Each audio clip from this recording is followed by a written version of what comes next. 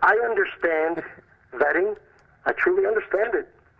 I understand even some of the dialogue that I believe it's important for our countries in the whole world to help all of these refugees that are coming from being burned and blown up and having landmines put in their backyards and seeing their child or their wife or their husband getting blown up.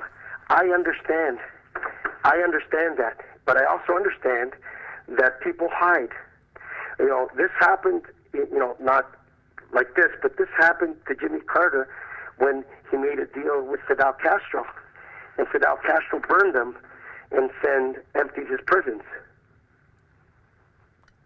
And send them all to Miami. Do you remember that? Oh, yeah, yeah. They made Scarface after that. So I understand both sides. But what I don't fucking understand is the discipline to prepare it logistically properly to make sure that the people who have green cards, who have visas, who are people that work in the United States and have already been vetted, which is a 2-hour, it's 2 years. It's 2 fucking years to get into the United States. Yeah. The thing that bothered me, guys, about that, and I said it out loud to my girlfriend, I said, I mean, give these innocent people who already have green cards a little heads up. And Donald Trump answered that. It was just teeming with presidential brio. He says, no, we had to do it early because we got to get rid of the bad dudes. He actually said that. That's not what he said. He bad dudes coming in. He said, because he's full of shit, and now... Bad dudes, Frank. Right now, he has, you know, the first casualty of a United States military to be dead on his watch. That happened today. His command, right? Yeah. You know, he said that you shouldn't do things without warning. You know, you don't give people a chance to prepare. This is what he said. Well, if we give everybody a 1 week heads up, I didn't say that. Give a 1 week heads up or a month heads up. I say that if you're going to do something like this, you need to sit down with the people who understand how to do something like this. I don't know. Do you understand how to do something like this, Bill? Well, no, because the guy who he thinks would understand how to do something was tied up on the Hill by a bunch of stiff Democrats asking him stupid ass names. I disagree with you wholeheartedly. Who executed this was Banyan.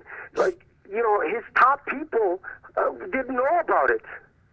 His top people, his people, not Democrats, his people he didn't tell. They did at the last minute border control and U.S. Customs got a directive from the President of the United States to ban all Muslims coming into the United States from these 7 countries. Well, here's the quote. Donald Trump refused to back down in the face of the global backlash. His action would stop bad dudes getting into the United States. He didn't say bad dudes. I'm telling you. He tweeted bad dudes. He said the same thing to the president of Mexico yesterday, that he's got to stop the bad hombres from coming in. No, I didn't hear it. I heard. He did. Check it out. When I talk, I don't make things up out of my ass. That's what he said.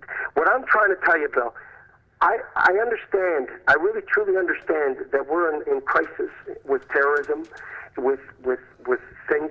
But the facts are very real. Whether if you don't believe in facts and you don't believe in statistics, then might as well fucking live in a cabin in the mountains of Cumberland, Maryland. I'm saying to you, statistically, 99% of people that have committed terrorist acts in the United States were people that were radicalized. They were not people that came and they were refugees.